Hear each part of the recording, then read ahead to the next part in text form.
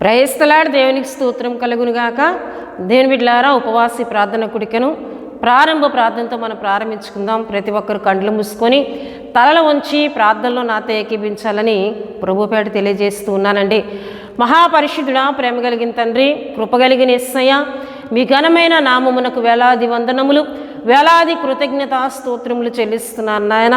జరుగుతున్న ఉపవాసి ప్రార్థన కుడికను దీవించండి తండ్రి. మీకు వందనాలు చెల్లిస్తున్నాను.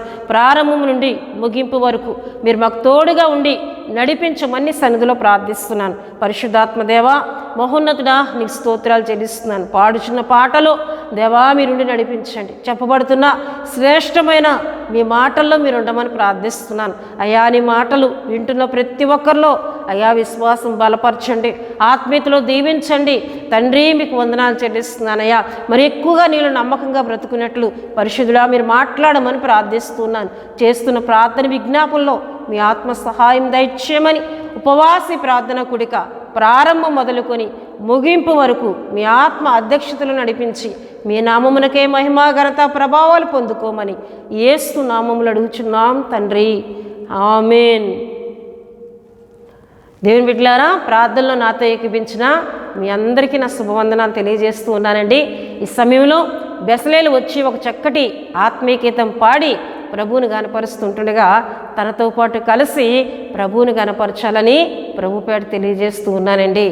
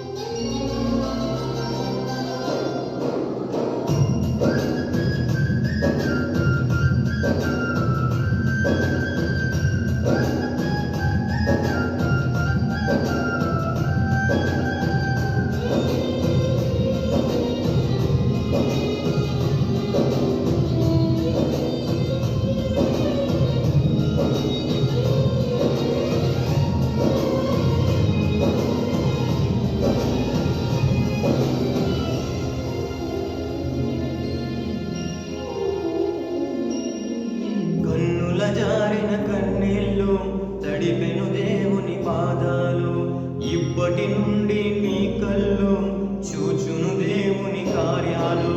కన్నుల జారిన కన్నీళ్ళు తడిపెను దేవుని పాదాలు, ఇప్పటి నుండి నీ కళ్ళు చూచును దేవుని కార్యాలు. ఉందిలే దీవెనా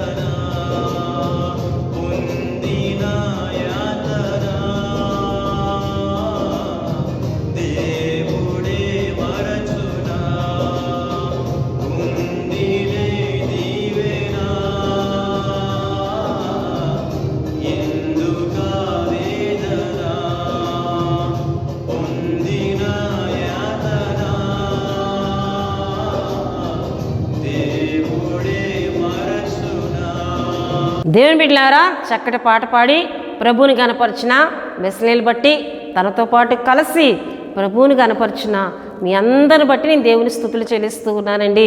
హల్లెలూయా, హల్లెలూయా. దేవుని బిడ్డలారా, ప్రతి శుక్రవారం ఉపవాస ప్రార్థనా కొడుకుని వీక్షిస్తూ ఆత్మీయంగా బలపడుతున్న మీ అందరి కొరకు ప్రార్థన చేస్తున్నామండి. మా కొరకు ప్రార్థన చేయండి అని చాలామంది వారి ప్రార్థన విన్నపాలు తెలియజేస్తున్నారు. వారందరి కొరకు ప్రార్థన చేస్తున్నాం. దేవుని బిడ్డలారా, ఇంకా ఎవరిలో అయినా ఏదైనా ప్రార్థన సమస్యలు అక్కర్లు ఉన్నట్లయితే వాటిని మాకు తెలియజేయండి.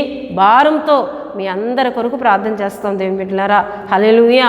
దేవుని బిడ్డలారా, ఈ శుక్రవార ఉపవాసి ప్రార్థన కొడికలో ఈ దిన మన వాక్య ధ్యానాంశంలోనికి మనం వెళ్ళిపోదాం.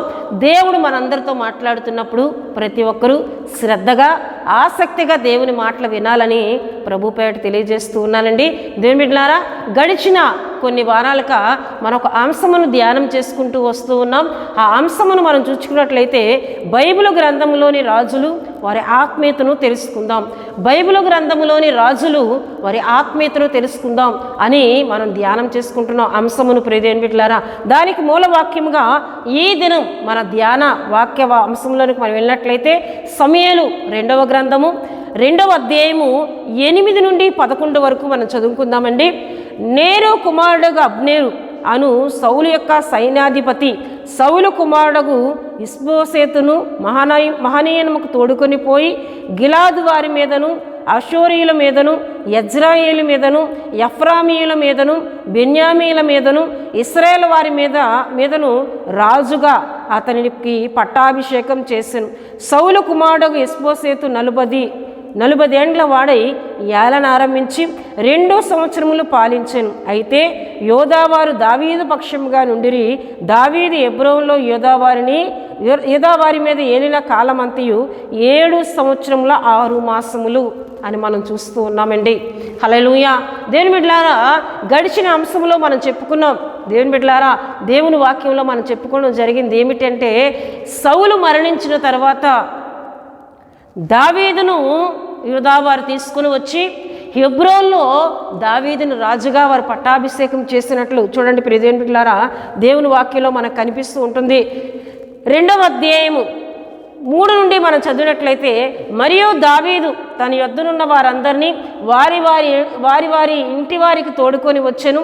వీరు హెబ్రోను గ్రామంలో కాపురం ఉండేరి. అంతటా యోధావారు అక్కడికి వచ్చి యోధావారి మీద రాజుగా దావీదునకు పట్టాభిషేకము చేసిరి అని దేవుని వాక్యంలో మనం చూస్తాం. అంటే యోధావారి మీద దావీదును పట్టాభిషేకం చేసినప్పుడు దావీదు యోధావారికి రాజుగా పరిపాలన చేస్తూ ఉన్నాడు. ఈ విషయం జరిగిన తర్వాత దేవుని బిడ్డలారా, సౌలు యొక్క పినతండ్రి కుమారుడైన దేవుని బిడ్డలారా నేరు కుమారుడు అబ్నేరు అనే వ్యక్తిని మనం చూస్తున్నాం. ఈ అబ్నేరుని మనం చూసినట్లయితే దేవుని బిడ్డలారా, ఇతను సౌలుకి ఒక కుమారుడు ఉన్నాడు. అతని పేరు ఇష్బోషెతు అని మనం చూస్తూ ఉన్నాం. ఇతన్ని తీసుకుని వచ్చి కొంతమంది మీద ఇశ్రాయేలు మీద కొన్ని గోత్రపు వారి మీద అతన్ని పట్టాభిషేకం చేసి రాజుగా చేసినట్లు దేవుని వాక్యంలో మనం చూస్తూ ఉన్నామండి. అంటే దేవుడు దావీదునే సౌలు తర్వాత రాజుగా దేవుడు ఏర్పరిచారు. దేవుడు కోరుకున్న వ్యక్తి దావీదు. కానీ ఇక్కడ అబ్నేరును మనం చూసినట్లయితే అబ్నేరు దావీదునకు విరోధముగా లేచి ఇప్పుడు సౌలు కుమారుడు 4వ కుమారుడైన 3 కుమారులు సౌలుతో పాటు మరణించినట్లు మనం చెప్పుకోవడం జరిగింది. ఈ 4వ కుమారుడని ఇష్బోషెతుని ప్రియదేవుని బిడ్డలారా రాజుగా చేసినట్లు దేవుని వాక్యంలో మనం చూస్తున్నాం. దేవుని బిడ్డలారా, అంటే దావీదే మొత్తం గోత్రాల వారందరినీ పరిపాలించాలి, దావీదే అక్కడ రాజుగా ఉండాలి సౌలు తర్వాత. కానీ ఈ అబ్నేరు మనం చూసుకున్నట్లయితే నేరు కుమారుడైన అబ్నేరు ఇతను సౌలు పినతండ్రి కుమారుడు. దేవుని బిడ్డలారా, అయితే ఇతను సౌలు కుమారుని తీసుకుని వచ్చి రాజుగా చేసి పరిపాలన సాగిస్తూ ఉన్నట్లు దేవుని వాక్యంలో మనం చూస్తున్నాం. దేవుని బిడ్డలారా, నిజమే, ఒక మంచి వ్యక్తి, దేవునికి నమ్మకమైన వ్యక్తి, దేవుడు కోరుకొని దేవుడు ఏర్పరిచిన వ్యక్తి రాజుగా ఉంటున్నప్పుడు అతనికి వ్యతిరేకంగా ఉన్నవారు కూడా లేస్తూ ఉంటారండి. వ్యతిరేకంగా విరోధంగా లేచేవారు కూడా మనకు ఎదురవుతూ ఉంటారు. దావీదునకు ఎదురైనట్లు దేవుని వాక్యంలో మనం చూస్తూ ఉన్నామండి. దేవుని బిడ్డలారా, దేవుని వాక్యంలో ఎంతోమంది భక్తులైన వారు ఈ విధముగానే దేవుని కొరకు ఏదో మంచి చేయాలని ముందుకు వెళ్తూ ఉన్నప్పుడు దేవుని బిడ్డలారా వారికి వ్యతిరేకంగా లేచేవారు. వారికి వ్యతిరేకంగా లేచి వారిని అక్కడ లేకుండా చేయాలనుకునే ప్రయత్నాలు చేసిన వారు కూడా ఎంతోమంది దేవుని వాక్యంలో మనకి కనబడుతూ ఉంటారండి. మొదటిగా మనం చూస్తే ఇస్సాకు దేవుని బిడ్డలారా, గెరారులో ఇస్సాకు కాపురం ఉన్నప్పుడు అక్కడ కరువు వచ్చింది. దేవుని బిడ్డలారా, ఆ కరువు కాలంలో ఈ విషయాల ఆదికాండము 26వ అధ్యాయం మొదటి నుండి మనం చదివినట్లయితే మనకు కనబడుతుందండి. ఆ కరువు కలిగిన ఆ ప్రాంతంలో దేవుడు ఇస్సాకునకు ప్రత్యక్షమై, నువ్వు ఇక్కడే ఉండు, నువ్వు ఐగుప్తునకు వెళ్ళవద్దు, ఇక్కడే నేను ఆశీర్వదిస్తాను అని దేవుడు మాట్లాడినప్పుడు దేవుని మాటకు ఇస్సాకు లోబడి దేవుని బిడ్డలారా అక్కడే ఉండి ఆ సంవత్సరము విత్తనం వేసి 100 ఫలం పొందెను అని 12వ వచనంలో మనం చూస్తాం. ఎప్పుడైతే దేవుని బిడ్డలారా ఫిలిస్తీన్ల దేశంలో గెరారు ప్రాంతంలో ఇస్సాకు అభివృద్ధిని పొందుతూ ఉన్నాడో, ఫిలిస్తీన్లు అతని మీద అసూయపడినట్లు, అంతేకాకుండా గెరారు రాజైన అబీమెలెకు ఇస్సాకుని పిలిచి, నీవు మా మధ్య ఉండొద్దు, నీవు మమ్మల్ని విడిచిపో అని చెప్పినట్లు ఆదికాండం 26వ అధ్యాయము 16వ వచనంలో మనకు కనబడుతుందండి. అప్పుడు అక్కడ నుండి ఇస్సాకు వెళ్ళిపోయి వేరే స్థలంలో కాపురం ఉండినట్లు, వేరే స్థలంలో తన గుడారం వేసుకుని అక్కడ మరి ఎక్కువగా అభివృద్ధి పొందినట్లు దేవుని వాక్యంలో మనం చూస్తాం. ఎందుకు నేను ఈ విషయాన్ని తెలియజేస్తూ ఉన్నానంటే దేవుని బిడ్డలారా, అంటే దేవుని బిడ్డలు నమ్మకంగా ఉండి దేవునికి లోబడి దేవుని యొక్క చిత్తము నెరవేరుస్తూ అభివృద్ధిని పొందుతూ ఉన్నప్పుడు, దీవించబడుతూ ఉన్నప్పుడు దానిని చూచి తట్టుకోలేని వారు విరోధంగా ఆలోచన చేసి ఏదో కీడు చేయడానికి వారు ప్రయత్నం చేస్తూ ఉంటారు. ఇస్సాకును అలాగే ప్రియదేవుని బిడ్డలారా అక్కడ నుండి పంపివేసినట్లు దేవుని వాక్యంలో మనం చూస్తాం. రెండవదిగా మనం చూసినట్లయితే దేవుని బిడ్డలారా, నెహెమ్యా పడిపోయిన యెరూషలేము ఒక గోడలను గుమ్మములను మరలా కట్టుటకు తను ప్రయత్నం చేసి అక్కడున్న ఇశ్రాయేలులందరినీ పోగు చేసి పని ప్రారంభించి ప్రియదేవుని బిడ్డలారా శత్రువు కూల్చివేసిన గోడలను, అగ్ని చేత కాల్చబడిన గుమ్మములను మరలా నిలబెట్టడానికి ప్రయత్నం చేస్తూ ఆ పనులు ప్రారంభించినప్పుడు దేవుని బిడ్డలారా అక్కడ ఒక 2 వ్యక్తులు నెహెమ్యాకు ఎదురై హేళన చేస్తూ నెహెమ్యా ఆ పని పూర్తి చేయకుండా ఆపడానికి ఎన్నో ప్రయత్నాలు చేసినట్లు దేవుని వాక్యంలో మనం చూస్తాం. వీరు ఎవరంటే హోరోనీయుడైన సన్బల్లాటు, అమ్మోనీయుడైన టోబియా అని నెహెమ్యా గ్రంథం 2వ అధ్యాయం 19లో మనం చూస్తున్నామండి. ఎందుకు మీకు ఈ విషయాన్ని తెలియజేస్తున్నానంటే, ఒక మంచి వ్యక్తి మంచి చేసుకుంటూ వెళ్తున్నప్పుడు దాన్ని ఆపేవారు, దానికి వ్యతిరేకంగా నిలిచి దాన్ని పాడు చేసేవారు అనేక మంది ఎదురవుతూ ఉంటారండి. హల్లెలూయా, హల్లెలూయా. అలాగే నెహెమ్యాకు కూడా ఎదురైనప్పుడు నెహెమ్యా వారి హేళన మాటలు కానీ, వారి నిందలు కానీ, వారి అపహాస్యం కానీ చూడక తన పని తను చేసుకుంటూ ఆ గోడ అంతా కూడా కట్టివేసినట్లు, కాల్చబడిన ఆ గుమ్మముల మరలా నిలబెట్టినట్లు దేవుని వాక్యంలో మనం చూస్తాం. హల్లెలూయా, హల్లెలూయా. దేవుని బిడ్డలారా మనకి దేవుని వాక్యంలో మనం చూస్తూ ఉన్నాం. నెహెమ్యా అవ్వచ్చు, లేక ఇస్సాకును మనం చూస్తూ ఉన్నాం. వీరు దేవునికి నమ్మకంగా బ్రతికిన వారు. వారి మీద అపహాసము చేసినా, నిందలు వేసినా, వారిని వెళ్ళగొట్టడానికి ప్రయత్నం చేసినా మౌనంగా ముందుకు వెళ్ళిపోయినప్పుడు దేవుడు వారికి తోడుగా ఉండి గొప్ప జయమును కలుగు చేసినట్లు దేవుని వాక్యంలో మనం చూస్తాం. ఇక్కడ కూడా దావీదు అబ్నేరు దావీదునకు వ్యతిరేకంగా విరోధంగా సౌలు కుమారుని రాజుగా చేసినా దాన్ని ఏమాత్రం పట్టించుకొనక తన పని తను చేసుకుంటూ వెళ్ళిపోయినట్లు దేవుని బిడ్డలారా దావీదును మనం చూస్తూ ఉన్నాం. హల్లెలూయా, హల్లెలూయా. దేవుని బిడ్డలారా అంతేకాకుండా యేసుక్రీస్తు ప్రభువారు సర్వ మానవాళి యొక్క పాపముల కొరకు ఆయన శరీరధారిగా వచ్చినప్పుడు ఆయనకి కూడా వ్యతిరేకంగా ఆలోచన చేసేవారు, ఆయన మీద విరోధంగా లేచేవారు కూడా యేసుక్రీస్తు ప్రభువారికి ఎదురైనట్లు దేవుని బిడ్డలారా దేవుని వాక్యంలో మనం చూస్తాం. ఈ విషయాలు మనకి మార్కు సువార్త 14వ అధ్యాయము దేవుని బిడ్డలారా అక్కడ 1-2 వచనాల్లో మనం చూసినట్లయితే అక్కడ మనకి కనబడుతుందండి. మార్కు సువార్త 14వ అధ్యాయంలో మనం చూసినట్లయితే యేసుక్రీస్తు ప్రభువారికి వ్యతిరేకంగా ఆలోచన చేసి లేచిన వారు అక్కడ మనకి కనిపిస్తూ ఉంటారండి. చూడండి దేవుని బిడ్డలారా, 2 దినములైన పిమ్మట పస్కా పండగ అనగా పులియని రొట్టెల పండగ వచ్చెను. అప్పుడు ప్రధాన యాజకులను శాస్త్రులను మాయోపాయము చేత ఆయన ఎలాగో పట్టుకొని చంపుదమా అని ఆలోచించుకొని చుండిరి గాని ప్రజల్లో అల్లరి కలుగునేమో అని పండుగలు వద్దని చెప్పుకొనిరి. యేసుక్రీస్తు ప్రభువారు వారు చెప్తున్న మాటలకు అనేక మంది ఆకర్షితులై మారు మనసు పొందారు. యేసుక్రీస్తు ప్రభువారు యేసుక్రీస్తు ప్రభువారు ముట్టిన వారందరూ స్వస్థత పొందుకొని ఆయన వెంబడిస్తూ ఉన్నారు. దెయ్యముల చేత పీడింపబడుతూ, అపవిత్రాత్మల చేత పీడింపబడుతూ, చీకటి శక్తులతో పీడింపబడుతున్న వారందరూ కూడా విడుదల పొందుకొని యేసుక్రీస్తు ప్రభువారిని వెంబడిస్తున్నప్పుడు దాన్ని చూచి అసూయ చేత ఇక్కడ ప్రధాన యాజకులు, శాస్త్రులు, పరిసయ్యులు దేవుని బిడ్డలారా యేసుక్రీస్తు ప్రభువారిని ఎలా చంపాలి అని ఆలోచన చేయడం ప్రారంభించారని దేవుని వాక్యంలో మనం చూస్తాం. అంతేకాకుండా చూడండి ప్రియ దేవుని బిడ్డలారా, మత్తయి సువార్త 27వ అధ్యాయం 1లో మనం చూస్తే ఉదయమైనప్పుడు ప్రధాన యాజకులను ప్రజల పెద్దలందరూ యేసును చంపవలనని ఆయనకు విరోధంగా ఆలోచన చేసి ఆయనను బంధించి తీసుకొని పోయి అధిపతి అయిన పొంతి పిలాతునకు అప్పగించిరి.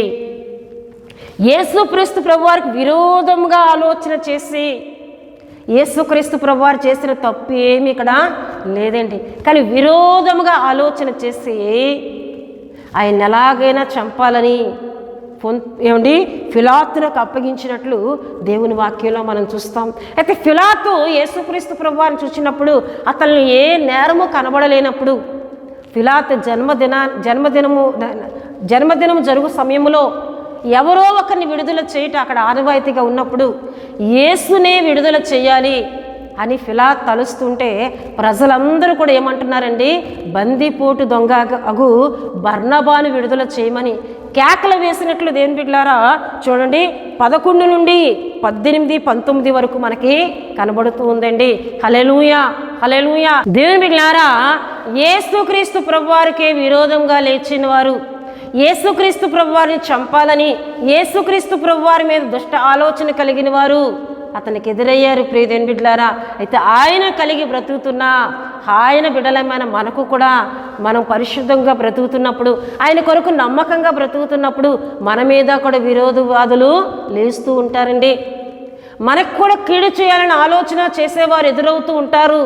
అయితే మనము ఎప్పుడైతే దేవుని బిడ్డలారా వీటిని పట్టించుకొనక మన పని ఏమిటో, మనం దేని కొరకు పిలువబడ్డామో, యేసుక్రీస్తు ప్రభువారు మనల్ని దేని కొరకు రక్షించుకున్నారో ఆ గురిలో మనం ముందుకు వెళ్ళిపోయినప్పుడు దేవుడు మనకు తోడుగా ఉండి మనకు జయమును కలుగు చేస్తారండి. ఇస్సాకునకు దేవుడు జయమునిచ్చారు, నెహెమ్యాకు దేవుడు తోడుగా ఉండి అక్కడ పనిని దేవుడు సాగించారు. దేవుని బిడ్డలారా, ఆయన కొరకు బ్రతుకుతున్న మన విషయంలో కూడా, ఆయన కొరకు నమ్మకంగా బ్రతుకుతున్న మన విషయంలో కూడా మన మీద నిందలేసిన వారిని, మనల్ని అవమానపరిచిన వారిని, మనకు విరోధంగా మాట్లాడేవారిని చూచుకునేది దేవుని బాధ్యత. దేవునికి మాత్రమే మనం అప్పగించాలండి. హల్లెలూయా, హల్లెలూయా. దావీదు అట్టి రీతిగానే దేవుని బిడ్డలారా దేవునికి విడిచిపెట్టి తన పని తను చేసుకుంటూ వెళ్ళిపోతూ ఉన్నాడు. అయినా ఈ నేరు కుమారుడైన అబ్నేరు మౌనంగా ఉండట్లేదండి. ఈ అబ్నేరును మనం చూసినట్లయితే దేవుని బిడ్డలారా ఇతను ఎలాంటి వ్యక్తి అని మనం చూస్తే చూడండి, సమూయేలు రాసిన 2వ గ్రంథము 2వ అధ్యాయం 27లో మనం చూస్తే, అందుకు యాకోబు దేవుని జీవము తోడు జగడమునకు నీవు వారిని పిలవక యుండిని ఎడల జనులందరూ తమ సహోదరుల తరమక ఉదయమునే తిరిగిపోదురు. అంటే అబ్నేరు జగడములకు పిలుస్తూ ఉన్నాడు. రాజుగా చేశాడు ఇష్బోషెతుని. ఇప్పుడు మరలా దావీదు పక్షముగా ఉన్నవారితో విరోధం పెట్టుకుంటూ జగడములు ఆడడానికి వారిని పిలుస్తూ ఉన్నాడండి. అయితే దావీదు పక్షమునున్న యావాబు యొక్క 2 సహోదరులు ప్రియదేవుని బిడ్డలారా అబీషైని మనం చూస్తాం, ఆసాయేలు, వీరు ముగ్గురు కూడా వచ్చారు దేవుని బిడ్డలారా.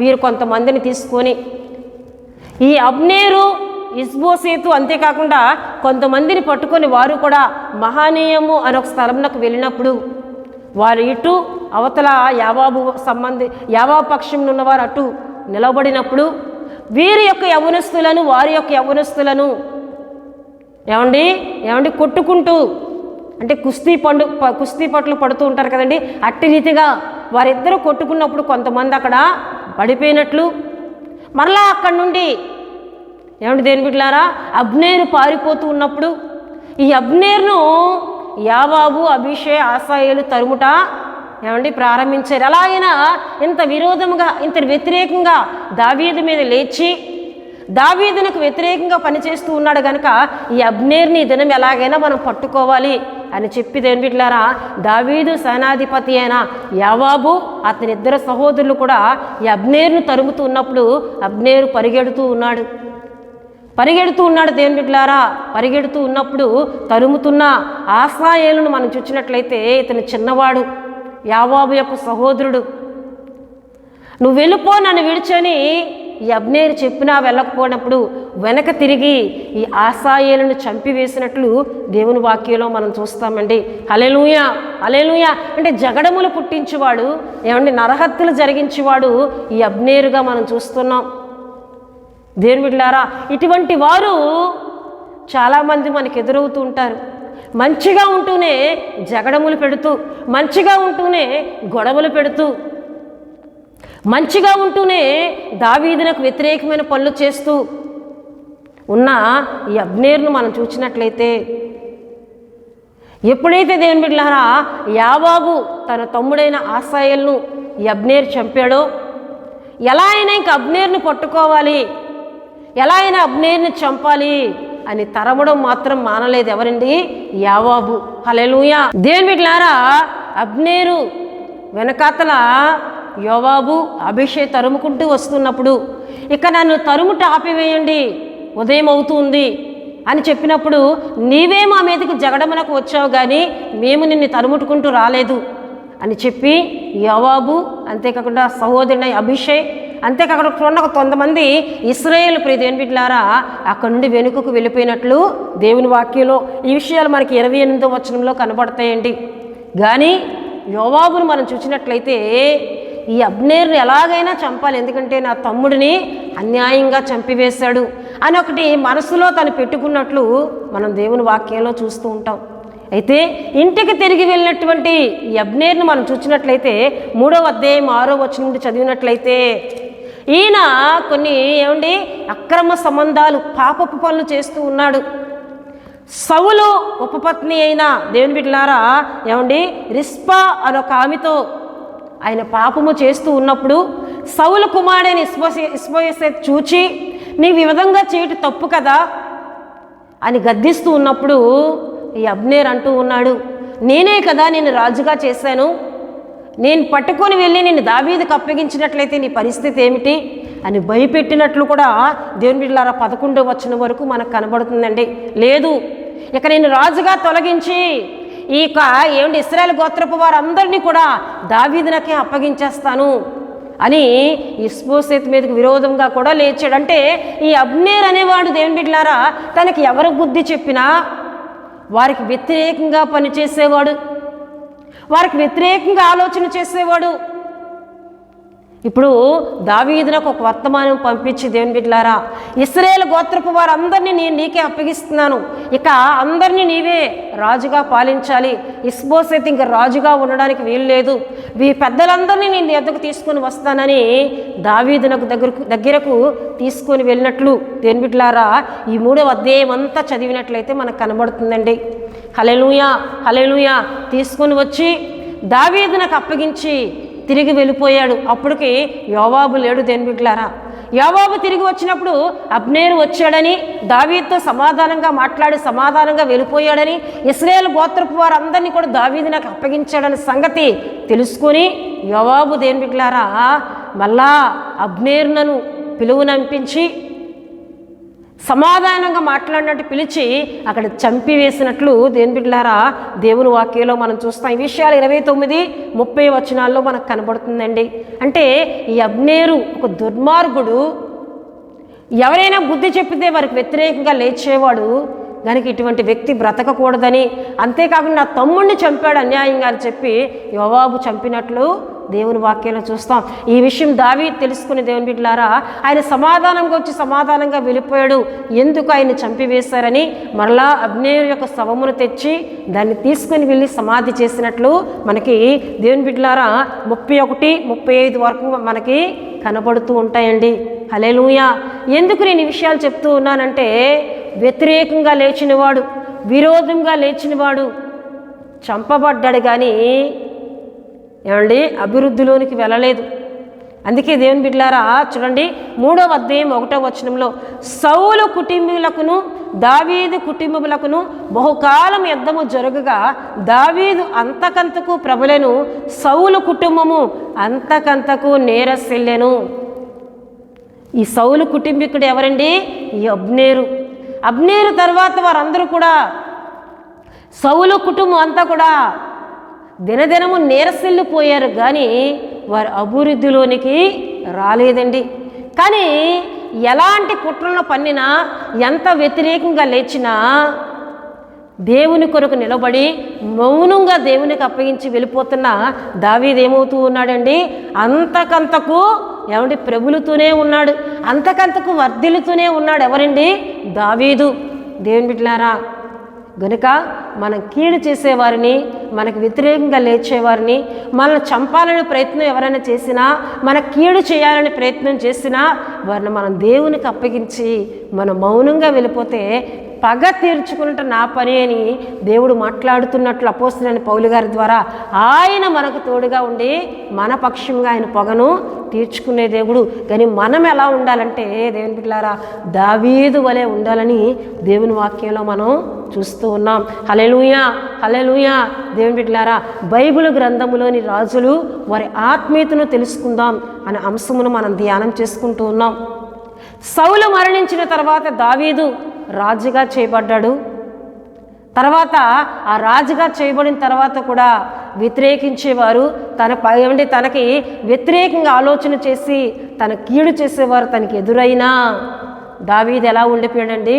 మౌనంగా ఉన్నాడు, ప్రార్థన చేస్తూ ఉన్నాడు. చూడండి దేవుని బిడ్డలారా కీర్తనలు 3వ కీర్తనలో మనం చూసినట్లయితే అక్కడ ఒక మంచి విషయం మనకి కనబడుతూ ఉందండి.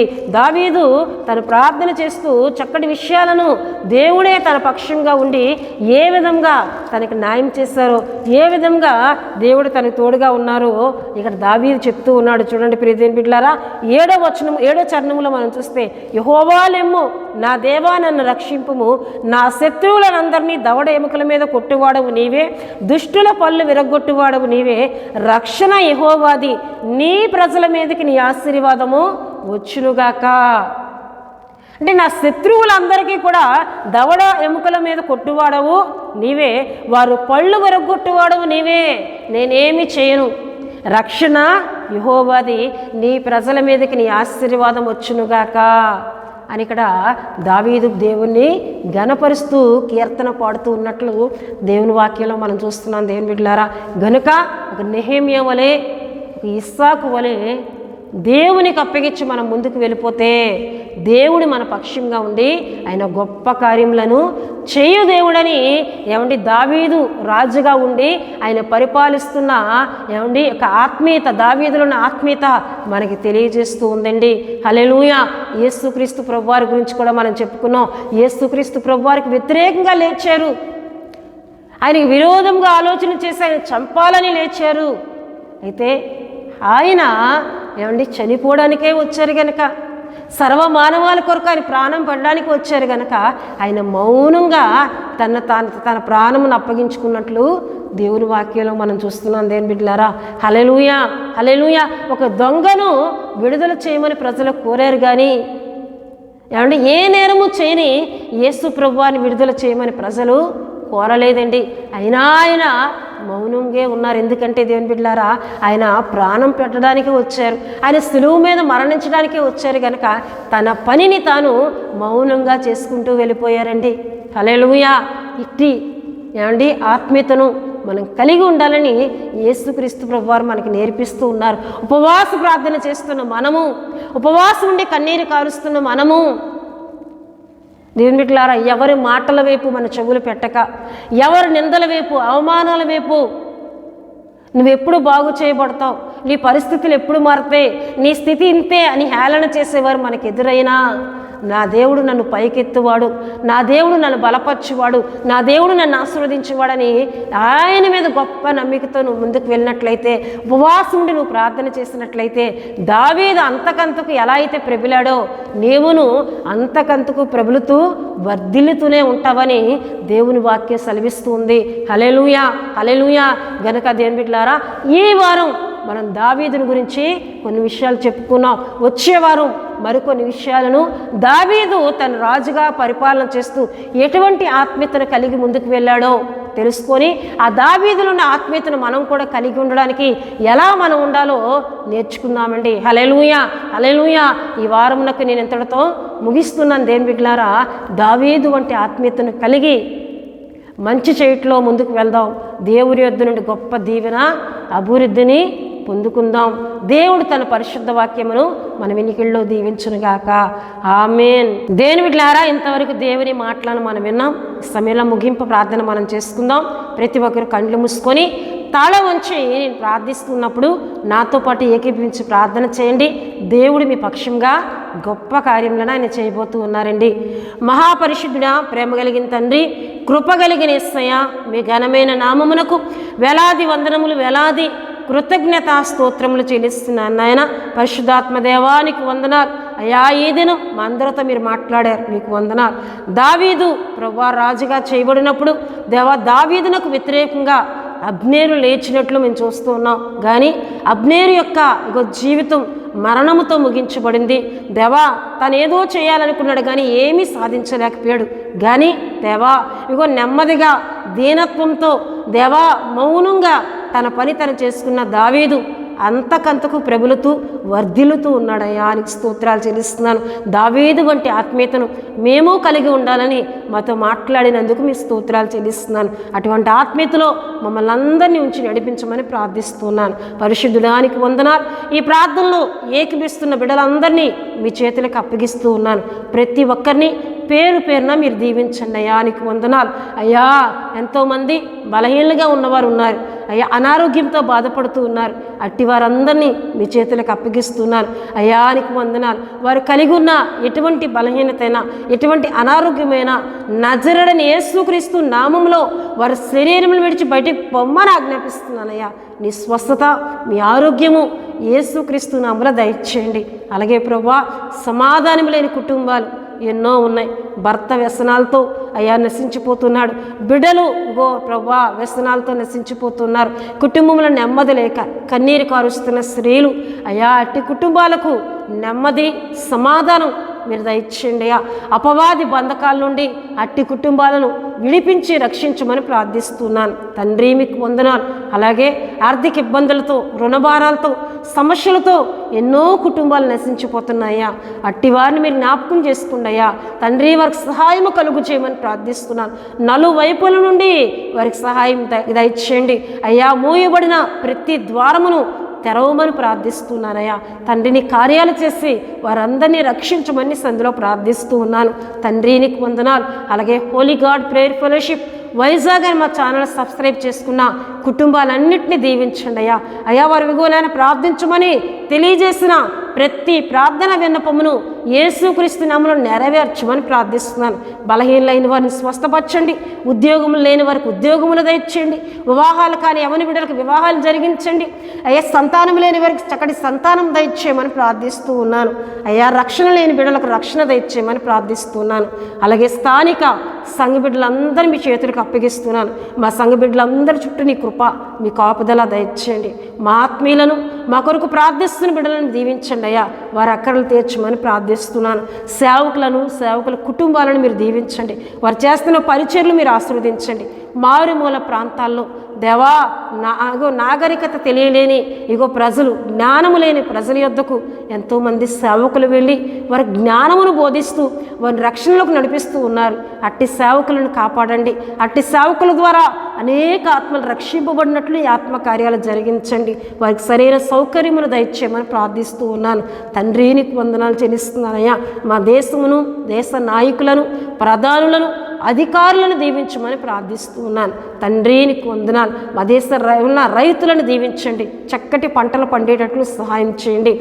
దేవా, దేశ సరిహద్దుల్లో ఉన్న సైన్యం అంతటిపై నీ కృపించమని ప్రార్థిస్తున్నాను. ప్రపంచ దేశాల మధ్య సమాధానము, నెమ్మది కలుగు చేయమని ప్రార్థిస్తున్నాను. ఎంతోమంది యవనస్తులు మా దేశంలో నశించిపోతున్నారు. అట్టి యవనస్తులు మీ చేతిలో పెడుతున్నానయ్యా.